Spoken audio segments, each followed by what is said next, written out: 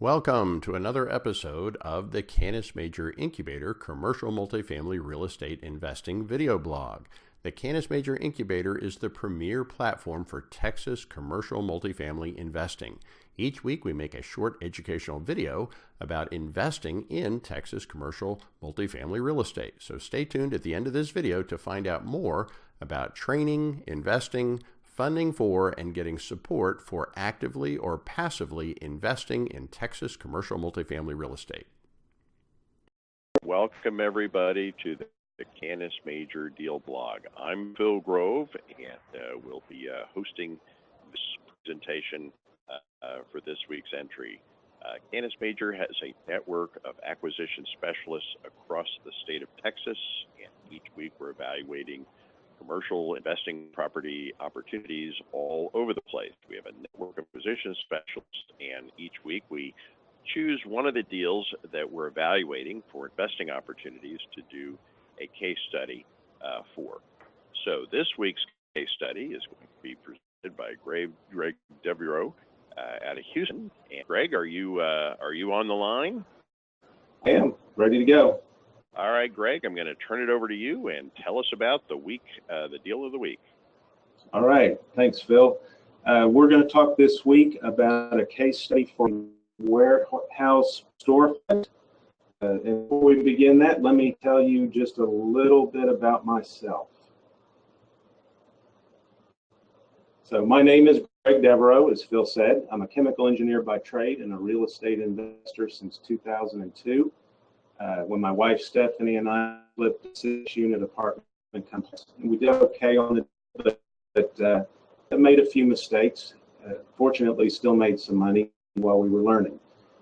That made me know that I needed to find a mentor, so we started working in a number of years later when we got back into real estate with Phil Grove as of December of 2016. And then in 2017, in June, we got a chance to join the Canis Major Commercial Multifamily Group and became an acquisition specialist. The deal that I want to talk about this week is a foreclosure lead we got opportunity. It's a commercial warehouse and showroom, a single tenant building that's owner occupied by the guy that owns the business. It's on the screen here that you can see. We went and looked at it. It's Southeast Houston on a major freeway right on the frontage road. Down in Southeast Houston, just outside the 610 loop, if anybody knows the area. We then started doing the due diligence, and I took a drive over to the property. The things that I kind of liked about it, it was on the front end of a major freeway, so it had good traffic coming into it. The exterior of the building was in good shape. Nothing a good coat of paint and a little bit of metal work can fix and make a really nice building. The business was closed at the time, although it has plenty of windows in front, so you can take a look in, and the interior looked like it was also in good shape. So no major repairs that we could see from just looking. The things that didn't look so good for the property, this parking was limited. It has 11 parking spaces and really no way to expand. In the back, the unloading area is also limited. Could get a panel truck in, but no semi. In front and back of the property are roads.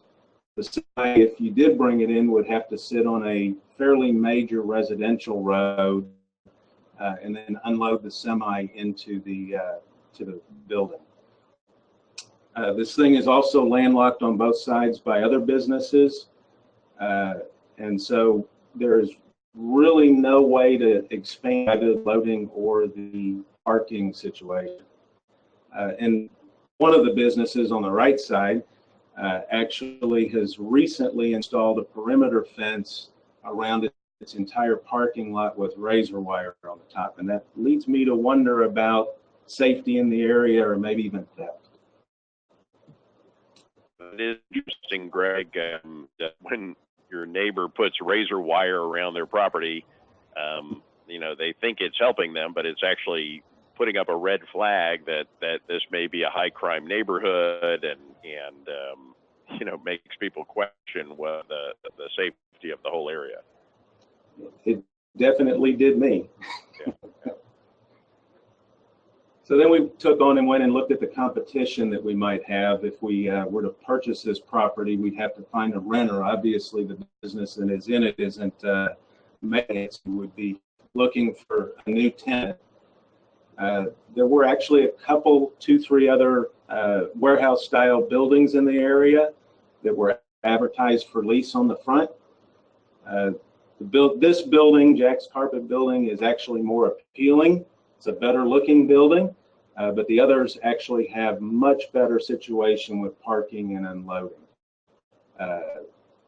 There's a number of new strip centers in the area as well, probably built in the last maybe 2-3 years, and each of them remains somewhere occupancy down around 50 to 70%. So anybody looking to come into this area to lease our building would have plenty of options to choose from if they were going to come in here. The area is also in transition. Maybe 10% of the buildings in the area were actually built in the last couple of years. 90% of them are still the old stuff, probably from the 70s time frame, and haven't been updated and really just run down. They're dirty, and a little bit of TLC would go a long way with them. Then take a look at the customers. Who are these people going to sell to? Their products, they got to sell to somebody. The back of this area has a lot of 1970s vintage apartments that have been updated. They're pretty well run down. One brand new Class A property, high-end apartment complex, right behind this, maybe a quarter mile away at most, with plenty of security fencing. The single-family homes in the surrounding neighborhood range anywhere from about $50,000 to $200,000. Many of them have bars on the windows, so again, we're back to the crime might be a problem in the area. And I did find one business for sale, probably double the land that this property is on. It's about a quarter mile away, and they were offering this thing for sale for $850,000. So reception hall, pretty good building. That kind of gives you an idea of what the property might sell for in the future, or in the near future. So when we got to the end of this, the conclusion we came to was that we would probably pass on this deal. Most of the reason you're going to need to find a tenant that has this specific building as a need, and it doesn't present a lot of opportunities with limited parking and limited unloading facilities. The single tenant in the building means that any vacancies require cash to keep the property afloat while you're looking for a new tenant, and price might end up being just way too high for where you might be able to get other equally attractive property at. So in the end, we really came to the conclusion that this was probably a pass on this deal. Well, thank you, Greg, for that review. And I briefly saw at the beginning of this, how much was the loan on this property? You said it was over $2 million? Yeah, it was 2.625. I think it's about 5 to 7 years ago. Okay, so and I had a lot of debt on this thing. He's also got a $750,000 line of credit that's owed. So the acquisition cost on this would have been $3 million, correct? Or you never really got that far, but it would have been somewhere in that ballpark. Yeah, it would have been. I mean, in foreclosure, the loan you might have been able to get. He's paid on it for 5 years, so maybe it's down a little bit, but yeah, it's probably at least 2.5. Okay, and when you saw another property with twice the land for $825, you're pretty far off. Is that it? Yes, sir. Yeah. Was there any other consideration that you had for this? A single tenant, that's interesting. You know, there's risk when they're in a single tenant versus a strip mall. Any other considerations? We never got so far as to actually interact with the homeowner, the business owner, correct?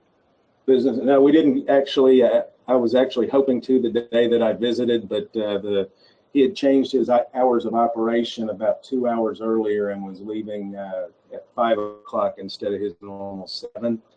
And I got here just a little bit late to be able to actually go inside and be a real estate investor and look at flooring. Yeah. Well, thank you so much for this case study of the week. Really appreciate it. And guys, we'll have another case study next week. So thank you again. Hey there, Phil Grove here again. I hope you enjoyed that video case study. If you're interested in investing passively or actively and want to get more involved with our network, just fill out the form on this page. There should be a button or link somewhere on this page. Just fill in your contact information and our team will reach out to tell you about our next training opportunity where we can meet in person. And you can see what our network is all about and how you can get involved yourself. Just to tell you a little bit more about the Canis Major Incubator, the Canis Major Incubator is the premier platform for Texas commercial multifamily investing. Investing in commercial family historically has been something that is kind of shrouded in mystery. It involves investing in multi-million-dollar projects, and when people want to put together multi-million-dollar deals, they have to pool money from multiple investors. And when you pool money from multiple investors, well, guess what? The Securities and Exchange Commission regulates such activities. So you can't just solicit people at random to invest in commercial real estate. Instead, you have to make sure that they are first sophisticated investors before they can even participate in these types of transactions. So it's some of the best known secrets and opportunities in the investing world, real estate or otherwise, is in commercial multifamily. But the reason you don't know about it is because you are probably not yet a sophisticated investor. In fact, you have probably not yet been trained and certified as sophisticated. So the Canis Major Incubator provides training for people that are interested in commercial multifamily investing to make them into sophisticated investors. The Canis Major Incubator also provides deals to investment. We have a network of over 1,000 investors, deal sponsors, and what we call acquisition specialists across the state of Texas that are sourcing and negotiating and putting together commercial multifamily investment opportunities for members of the incubator. The incubator also provides funding for commercial multifamily real estate. The incubator is a private funding platform of over 1,000 Texas high net worth sophisticated investors for funding Texas commercial multifamily deals from Texas-based deal sponsors. And then finally, the incubator provides support, a network of Texas-based coaches, deal sponsors, and deal co-sponsors for training and supporting people wishing to become active and or passive investors of commercial multifamily deals here in Texas. So to get more involved in the Canis Major Incubator, to become a sophisticated investor, just fill out the form and click on the link somewhere on this page, and we'll reach out to contact you to get you more involved. Thank you.